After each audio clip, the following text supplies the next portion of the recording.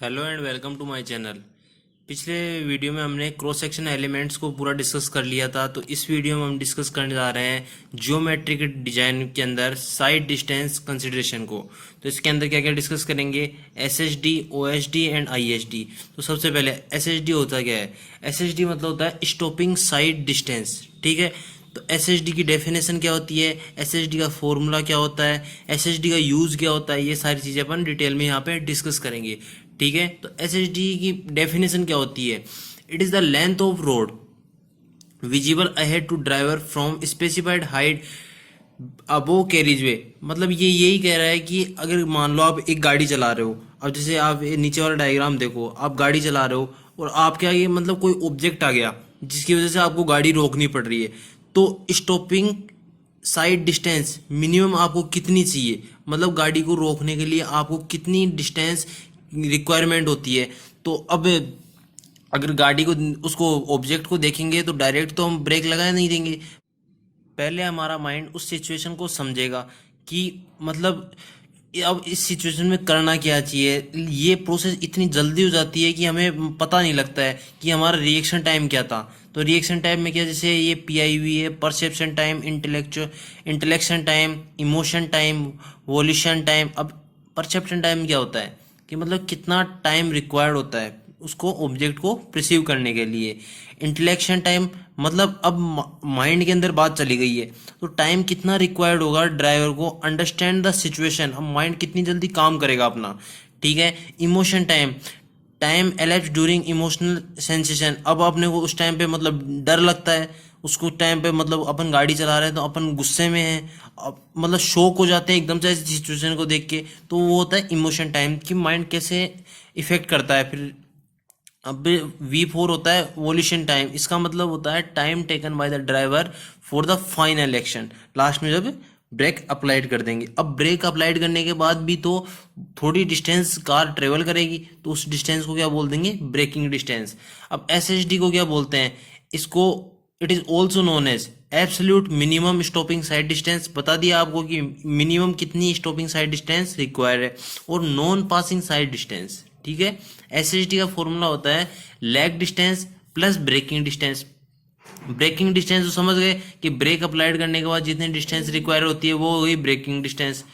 अब जो अपन ने जब ऑब्जेक्ट देखा उससे लेके ब्रेक अप्लाइड करने तक की डिस्टेंस को लेग डिस्टेंस बोलते हैं। अब लेग डिस्टेंस क्या होती है, distance travelled by vehicle during total reaction time. ठीक है, अब इसका फॉर्मूला क्या होता है, v इंटू टी। वी तो क्या हो गई, वेलोसिटी ऑफ व्हीकल मीटर पर सेकेंड। ठीक है, और टी क्या हो गया, टोटल रिएक्शन टाइम। अब टोटल रिएक्शन टाइम क्या होता है कि मतलब कितना टाइम आईआरसी ने एक डिफाइन कर रखा है, जैसे 2.5 कर रखा है किस चीज के लिए, it is time lost from instant the object is visible to the instant brake are effectively applied. ठीक है, कि मतलब कब अपन ने ऑब्जेक्ट देखा, इंस्टेंटली अपन ने ब्रेक ऑब्जेक्ट अप्लाइड कर दिए। ठीक है, तो उसमें कितना टाइम लगता है, तो उसमें अप्रो एवरेज मान के चलते हैं तो 2.5 सेकेंड मान के चलते हैं आईआरसी के हिसाब से। ठीक है, तो अब परसेप्शन टाइम किस किस पे डिपेंड करता है, तो वो डिपेंड करता है कि भाई स्पीड ऑफ व्हीकल, व्हीकल की स्पीड कितनी है, डिस्टेंस ऑफ ऑब्जेक्ट, एक एकदम से कोई ऑब्जेक्ट सामने आ गया, ड्राइवर, ड्राइवर की मतलब ड्राइवर कैसा है। ठीक है, एनवायरमेंटल कंडीशन, ठीक है कि मतलब उस टाइम पे बरसात बरसात हो रखी है, फोग है, रेन है, नॉइस है, उस टाइम ये इफेक्ट करता है। अब ब्रेक रिएक्शन टाइम किस पे डिपेंड करता है कि ड्राइवर की स्किल कैसी है, टाइप ऑफ प्रॉब्लम, प्रॉब्लम कैसी है, और एनवायरमेंटल कंडीशन कैसी है। ठीक है, अब आता है ब्रेकिंग डिस्टेंस। ब्रेकिंग डिस्टेंस होता क्या है, ब्रेकिंग डिस्टेंस बता दिया आपको कि distance travel by vehicle after application of brake is called braking distance. मतलब अब ब्रेक अप्लाइड कर दिया आपने, उसके बाद गाड़ी कितनी दूर तक ट्रेवल कर रही है उसको ब्रेकिंग डिस्टेंस बोलते हैं। ठीक है, तो अब अपन क्या करते हैं, यहाँ पे एक मतलब वर्क एनर्जी प्रिंसिपल होता है, उसको अप्लाई कर देते हैं। उसमें क्या होता है कि change in kinetic energy is equal to work done. अब काइनेटिक एनर्जी जो गाड़ी चल रही थी उसकी तो क्या होगी, हाफ एम वी स्क्वायर, और गाड़ी जब रुक जाएगी तो उसकी वी वेलोसिटी तो जीरो हो जाएगी, तो काइनेटिक एनर्जी भी जीरो हो जाएगी। ठीक है, तो change in kinetic energy first वाली कार में तो कितनी है, हाफ एम वी स्क्वायर, और जो रुक जाएगी कार उसमें काइनेटिक एनर्जी कितनी हो जाएगी, जीरो हो जाएगी। ठीक है, अब वर्क डन, वर्क डन क्या हो जाएगा, frictional force over length L, कितनी फ्रिक्शनल फोर्स लग रही है पूरी लेंथ एल पे। ठीक है, तो अब अपन क्या जानते हैं कि फ्रिक्शनल फोर्स बराबर क्या होता है, म्यू एन। म्यू क्या है, फ्रिक्शनल कोफिशिएंट, तो यहाँ पे अपन एफ मान के चल रहे हैं। ठीक है, एन क्या है, नॉर्मल रिएक्शन, तो वेट जो नॉर्मल रिएक्शन लग रही है, तो डब्ल्यू क्या हो गया, वेट, तो एन की जगह अपन क्या लिख देंगे, डब्ल्यू।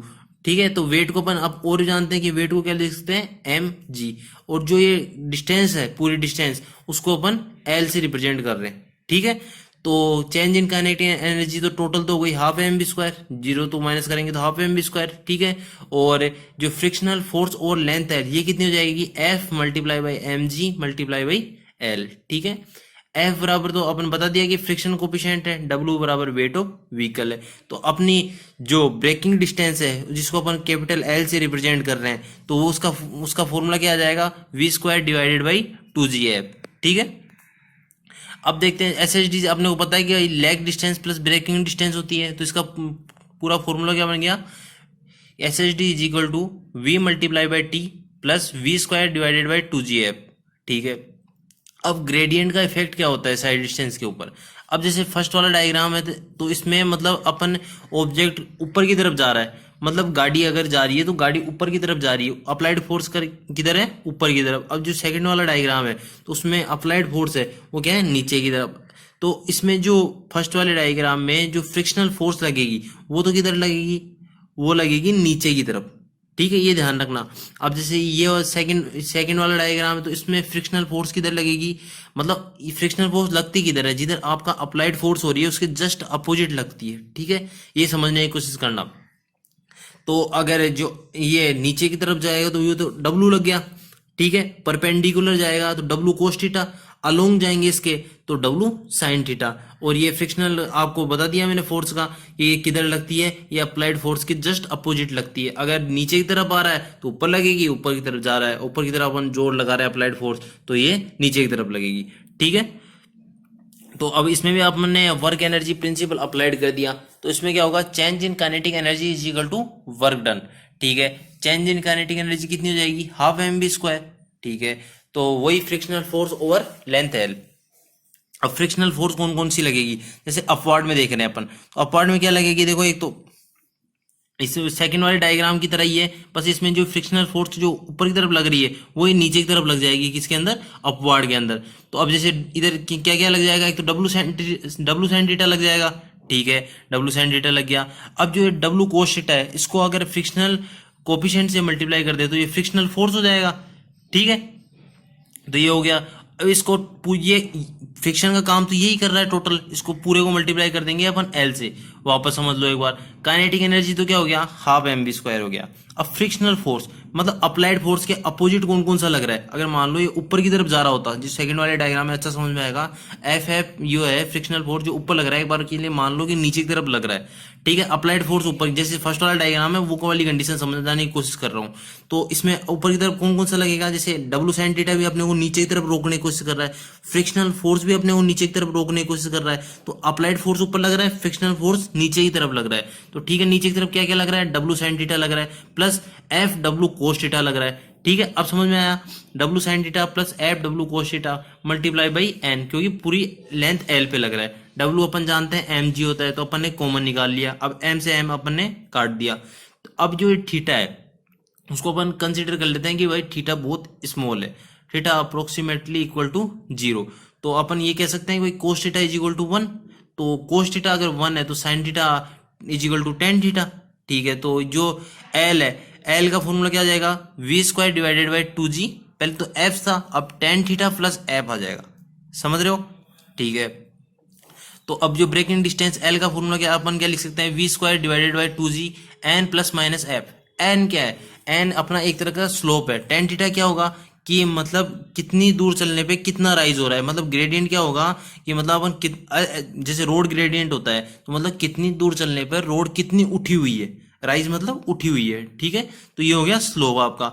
असेंडिंग तो पॉजिटिव, डिसेंडिंग मतलब नीचे की तरफ वो नेगेटिव। ठीक है, ठीक है। अब एसएचडी को अपन बोल सकते हैं कि lag distance plus braking distance. तो ये फॉर्मूला हो गया कि भाई V T plus V square divided by 2gf, और वेलोसिटी किसमें, मीटर पर सेकंड। अब ये वेलोसिटी किलोमीटर पर हावर में हो तो मीटर को तो 1000 से मल्टीप्लाई कर देंगे तो किलोमीटर में आ गया ये। और 1 घंटे में सेकंड कितनी होती है, 3600। तो अगर इसको 3.6 से डिवाइड करें, जैसे वीटी है, वीटी को 3.6 से डिवाइड करोगे तो कितना आ जाएगा, 0.278। ठीक है, ज्यादातर ये नीचे वाला फॉर्मूला डायरेक्ट याद रखना, यही इसी से आसानी से क्वेश्चन हो जाते हैं।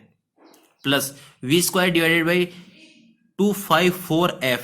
ठीक है, ये हो गया। तो अब जैसे ये कैसे, ये 254 कैसे आया, जैसे जी की वैल्यू अपन जानते हैं 9.81 होती है। ठीक है, और यहाँ पे क्या है ना, वी स्क्वायर है तो नीचे की डिवाइड में क्या आ जाएगा, 3.6 का स्क्वायर। तो इसको मल्टीप्लाई करोगे आप तो आप क्या आ जाएगा, 254। ठीक है, अब आता है ओएसडी। ओएसडी क्या होता है, ओएसडी को हम जानते हैं पासिंग साइड डिस्टेंस के नाम से भी। ठीक है, तो अब ये डायग्राम देखो, अब तो एक तो A1 A2 B1 B2 A3 ये सारा आपको दिख रहा होगा।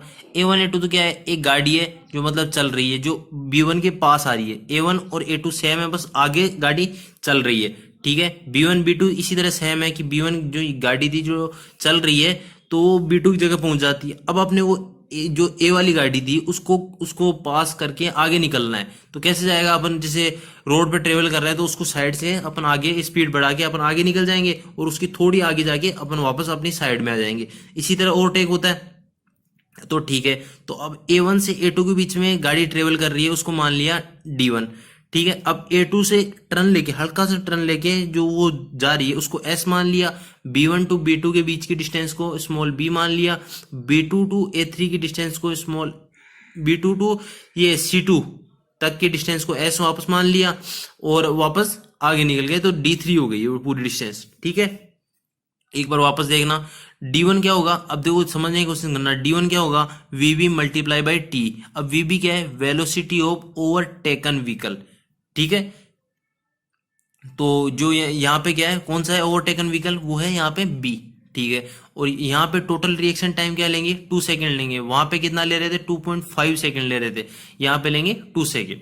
ठीक है, अब D2 का फॉर्मूला क्या लिख देंगे आराम से अपन, B प्लस 2S। S क्या है यहाँ पे, S है स्पेसिंग बिटवीन मूविंग व्हीकल, और इसको क्या बोल सकते हैं, ओवरहेड स्पेसिंग डिस्टेंस। और क्या बोल सकते हैं इसको, from head of A, from head of A to head of B, और from tail of A to tail of B। ठीक है, B का फॉर्मूला क्या होगा, B का फॉर्मूला होगा VB multiply by capital T। VB क्या है, वही velocity of overtaken vehicle. Capital T क्या है, अब कैपिटल T कैसे निकालेंगे अपन आगे देखते हैं एक बार। इसमें S क्या, अब अपने पढ़ लिया कि भाई स्पेसिंग होती है, मतलब from head of A to head of B। ठीक है, तो इसका फॉर्मूला होता है 0.7 VB प्लस 6। VB अपने को पता है। अब VB अगर मीटर पर सेकंड में है तो ये वाला फॉर्मूला यूज करेंगे, और अगर किलोमीटर पर हावर में है तो अपन क्या, कौन सा फॉर्मूला यूज करेंगे, 0.2 VB प्लस 6। ठीक है, 6 क्या है यहाँ पे, लेंथ ऑफ व्हीकल, कि व्हीकल की लेंथ कितनी है। अब जैसे कैपिटल T, कैपिटल T क्या है, कैपिटल T का फॉर्मूला होता है root over 4S divided by A। S अपने को पता है क्या है। अब A क्या है यहाँ पे, A है एक्सलेशन ऑफ ओवरटेकिंग व्हीकल। ये ध्यान रखना, ओवरटेकन व्हीकल कौन सा है, B। ओवरटेकिंग व्हीकल कौन सा है यहाँ पे, कैपिटल A। ठीक है, ये ध्यान रखना। अब देखते हैं D3। D3 का फॉर्मूला क्या हो जाएगा, VD multiply by T, capital T। Capital T अपने को पता है क्या है। ठीक है, तो VD is equal to design speed of road या स्पीड ऑफ ओवरटेकिंग व्हीकल, इसको क्या कुछ भी बोल सकते हो आप, डिजाइन स्पीड ऑफ रोड बोल दो चाहे स्पीड ऑफ ओवरटेकिंग व्हीकल बोल दो। अगर VB नहीं दिया आपके पास, मान लो क्या नहीं दिया हुआ, वेलोसिटी ऑफ ओवरटेकन व्हीकल, ये नहीं दिया हुआ आपको, तो क्या करेंगे, VB इज इक्वल टू, अगर B की वेलोसिटी नहीं दी हुई, velocity of overtaken vehicle VB नहीं दी हुई है आपको, तो क्या करेंगे, डिजाइन वेलोसिटी है उसमें से 4.5 को माइनस कर देंगे अगर मीटर पर सेकंड में है तो, और अगर किलोमीटर में है तो 16 को माइनस कर देंगे। ठीक है, वन वे ट्रैफिक के लिए OSD क्या होगा, D1 प्लस D2 होगा, और टू वे ट्रैफिक के लिए OSD क्या होगा, D1 plus D2 plus D3 होगा। सेम देखो D1 क्या बन रहा था, VB इंटू टी, डिवाइड क्या कर दिया अपन ने 3.6 से, पूरे को किलोमीटर में चेंज कर रहा हूँ, ठीक है। VB यहाँ पे अब VB VD सारा किलोमीटर में हो जाएगा, तो 3.6 से डिवाइड कर दिया मैंने, तो क्या आया 0.278 आ गया, ठीक है। अब B प्लस 2S, ये पता है आपको कि B 2S का तो क्या लगेगा, S का क्या लगेगा, यहाँ पे फॉर्मूला 0.2 VB प्लस 6, ठीक है। बी का फॉर्मूला भी अपने को पता है कि वीबी इंटू कैपिटल टी, तो यहाँ पे क्या आ जाएगा 0.278 वीबी इंटू कैपिटल टी, ठीक है। अब ये लास्ट जो D3 आएगा वो क्या आएगा 0.278 VD इंटू कैपिटल टी, ठीक है। अब according to IRC minimum OSD provided, minimum OSD provided मतलब क्वेश्चन में दे रखा हो कि भाई मिनिमम OSD प्रोवाइड करो, तो क्या होगा आपकी जो OSD आएगी उसको 3 से मल्टीप्लाई कर देना, और अगर ऐसे पूछा हो कि भाई डिजायरेबल OSD कितनी होगी तो उसको 5 से मल्टीप्लाई कर देना। अब effect of gradient on OSD, तो OSD पे क्या इफेक्ट पड़ता है, SSD पे अपन ने देख लिया कि ग्रेडियंट का इफेक्ट क्या होता है, तो OSD पे देखते हैं। तो OSD will increase for both up gradient and down gradient, ठीक है। तो ये अप ग्रेडियंट के लिए और डाउन ग्रेडियंट के लिए, दोनों के लिए ये OSD इंक्रीज होता है, ठीक है। तो अब अपना नेक्स्ट टॉपिक है ISD। अपन ने पूरा देख लिया है, SSD पूरा देख लिया है, अपन ने OSD पूरा देख लिया है। अब देखते हैं ISD। ISD क्या होता है, ISD होता है इंटरमीडिएट साइड डिस्टेंस, ठीक है। ये कब प्रोवाइड करते हैं, जब it is difficult to provide OSD, ठीक है। ISD का फॉर्मूला होता है 2 इंटू SSD। अब जैसे ये दे रखा है मैंने side distance, height of driver, height of object कितनी होनी चाहिए, तो ये आपके आगे काम आएगा जब अपन लेंथ ऑफ सबमिट कर्व वगैरह ये निकालेंगे अपन, ठीक है। तो अब SSD में हाइट ऑफ ड्राइवर कितनी होनी चाहिए 1.2 मीटर, हाइट ऑफ ऑब्जेक्ट कितना चाहिए 0.15 मीटर, OSD में 1.2 metre, height of object 1.2 metre, और ISD में 1.2 मीटर हाइट ऑफ ड्राइवर और हाइट ऑफ ऑब्जेक्ट 1.2 मीटर, ठीक है। तो अगर लेक्चर आपको अच्छा लगता है तो प्लीज़ इसको शेयर कीजिए। Thanks for watching this video.